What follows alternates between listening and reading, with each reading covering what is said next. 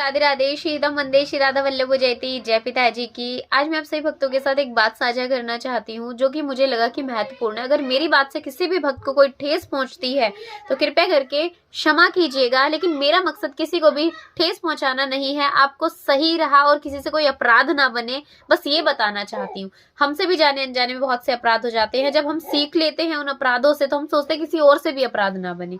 तो आज के मैं देख रही हूँ सबसे ज्यादा कि जिन लोगों को माथे पर तिलक लगाते हैं, हरिवंशी तिलक जो भी भक्त लगा रहे हैं, बिना दीक्षा के लगा रहे हैं।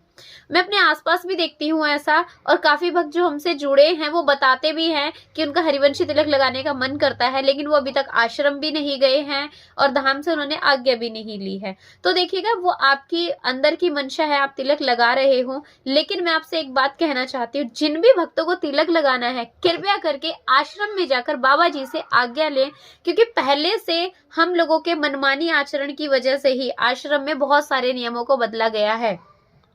जिस समय पर हमारी दीक्षा हुई थी उस समय पर तिलक पूरे मतलब कि रज का तिलक हमें लगाना होता था, यानी कि ये नहीं है कि दीक्षा के बाद ही लगेगा। लेकिन उस प्रोसीजर में रहते रहते मैंने देखा है कि बहुत से नियम बदले हैं, समय के साथ साथ नियमों का परिवर्तन हुआ है।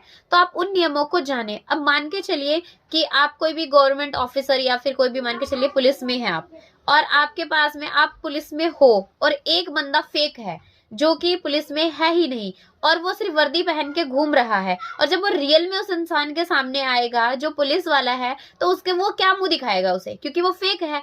तो ऐसे ही जब हम किसी हरिवंशी से मिलते हैं और वो हमसे पूछते हैं, जैसे अब हमें कोई मिलता है तो हम पूछते हैं ना आपकी, वो कहते हैं कि तिलक देखकर हम तो सोचते हैं भाई दीक्षा हो चुकी है। सामने वाला बोलता है कि मेरी तो दीक्षा हुई नहीं है। फिर वो सामने वाले को जब पता चलता है कि भाई तिलक नहीं लगाना है तो वो ये हमें सीधा क्या बोलते हैं, हमारा मन करता, हमारे अंदर भाव आता, हमारे अंदर प्रेम आता, लेकिन हम आश्रम नहीं गए हैं, हम दीक्षा के प्रोसीजर में नहीं है, लेकिन हमारा मन करता तो हम लगाते हैं। तो मैं आपसे एक ही बात कहना चाहती हूँ, जो नियम है वो रूल रेगुलेशन हम लोगों के लिए बने हैं ताकि हम मनमानी आचरण ना कर सकें।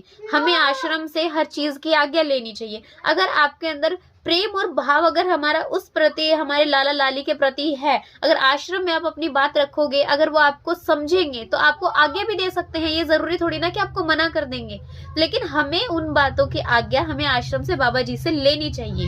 हमें गुरुदेव के सानिध्य में है तो हमें गुरु आज्ञा का पालन करना चाहिए। सभी को राधे राधे।